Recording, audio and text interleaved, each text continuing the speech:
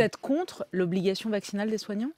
Je suis contre l'obligation vaccinale des soignants, je suis contre l'obligation vaccinale de quiconque. Voilà, la réalité, c'est que je pense qu'il faut la liberté vaccinale. D'autant plus qu'en réalité, on s'aperçoit que dans cette crise sanitaire, le vaccin n'empêche pas ni d'attraper le Covid, ni de contaminer les autres. Je pense que, pour le coup, l'exemple vient d'en haut par l'intermédiaire du Premier de Jean ministre. Castex. Mais ça veut dire quoi? Quand vous dites ça, ça veut dire quoi? Qu'on ne doit pas se faire vacciner? Attendez, quand vous dites... On va y revenir. Oui.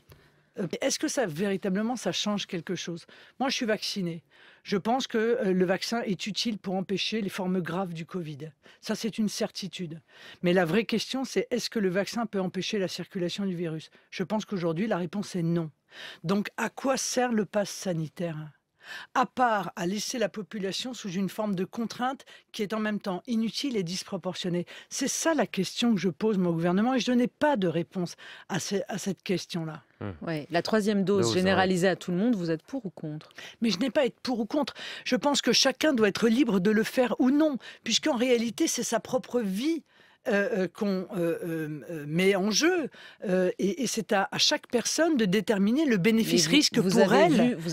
Je suis désolé. À ce stade, il n'y a pas de vague hospitalière, disait Martin Hirsch hier, preuve de l'efficacité du vaccin sur les formes graves. Et donc, on va apprendre à vivre avec ce virus, mais levons toutes ces contraintes qui commencent à devenir terriblement pesantes pour les Français. Encore un mot, dès lors que l'épidémie entre dans sa 5e vague, faut-il avoir, selon vous, davantage recours au télétravail? Souhaitez-vous que le gouvernement impose, comme ça a pu être le cas par le passé, un certain nombre de jours de télétravail obligatoire? Mais qu'est-ce qu'on cherche à faire? Moi, il y a quand même quelque chose que je n'arrive pas à comprendre dans la stratégie du gouvernement. Qu'est-ce que le gouvernement cherche à faire?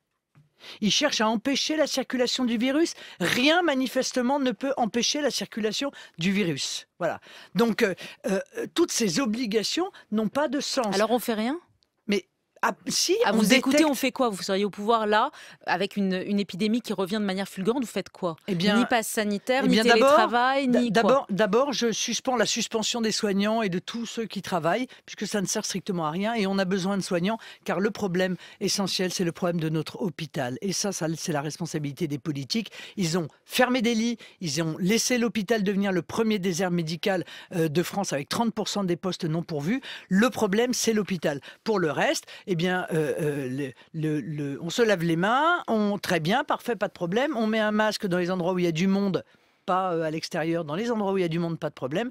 Pour le reste, on lève toutes ces contraintes qui, en réalité, encore une fois, manifestement, ne servent à rien. Cet entretien, on voulait vous faire réécouter ce que Jordan Bardella nous répondait à ce micro à propos du professeur Raoult. C'était en mai 2020.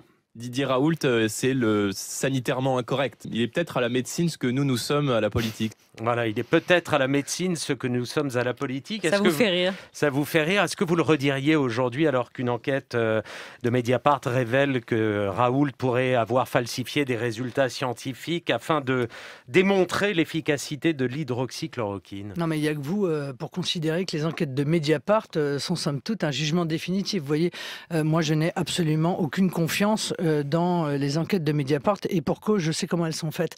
Ce que je vois, c'est qu'il a été effectivement victime d'une sorte de cabale absolument incroyable, alors qu'il réclamait juste la liberté de prescription pour les médecins. Il se trouve que moi aussi, je défends la liberté de prescription. Je pense que interdire aux médecins de prescrire et s'apercevoir que 2 ans après le début de l'épidémie, on en est encore à soigner le Covid avec du Doliprane, c'est qu'il y a quand même légèrement un problème dans ce qui s'est passé.